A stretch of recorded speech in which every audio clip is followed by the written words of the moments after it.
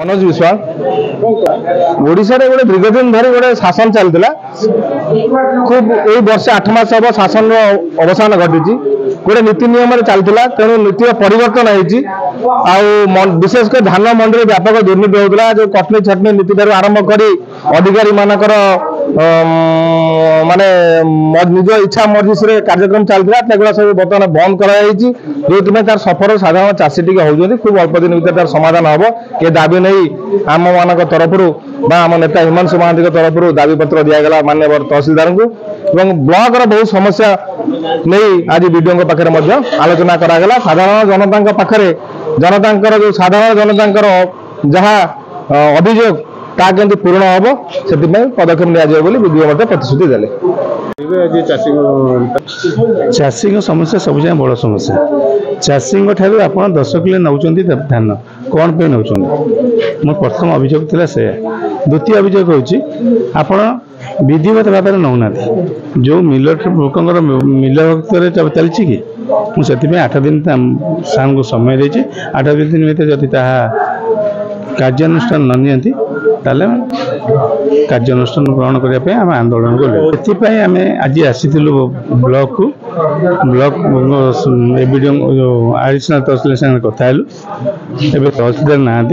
से आम 8 दिन समय देलु 8 दिन भर जहाँ तथ्य बाहर सी करेंगे नचेत आम आंदोलन कलु सेमती विजेपी लोक किसी अणदेखा कराऊनी कि गोटे जिनस आम से मागिलु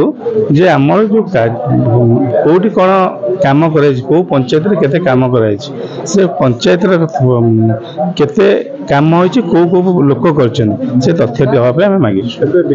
नहीं जो कार्यक्रम एवं हो मागिचु कौन पे आपड़ ये पदक्षेप नौना पदक्षेप नेला तथ्य देला कथा जो तथ्य न देते कौन कथा पारना मो ना हूँ स्नेहलता सिंह सालेपुर ब्लॉक राईशुणा पंचायत ये जो धान जो समस्याटा होची अवगत आपण माने समस्त भी जानी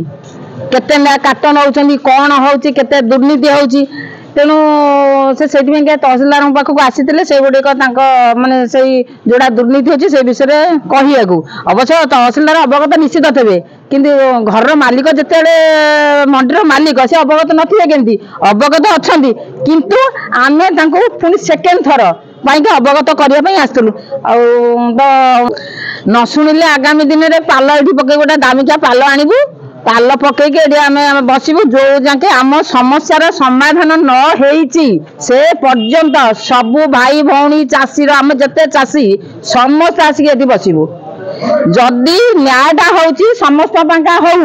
किंतु अधा न्याय पाँच अधा पाऊना कारण कौन आम तो निजे बुझीपारुनु आम गोटे चाषी आम भी बुझीपारुनु समस्याटा कौटी रोचे ना तहसीलदार बुझुं ना आम चाषी बुझिले कि चाषी तो बुझे कारण खटुच्च बिल खटी पैसा पाइका किंतु कहीं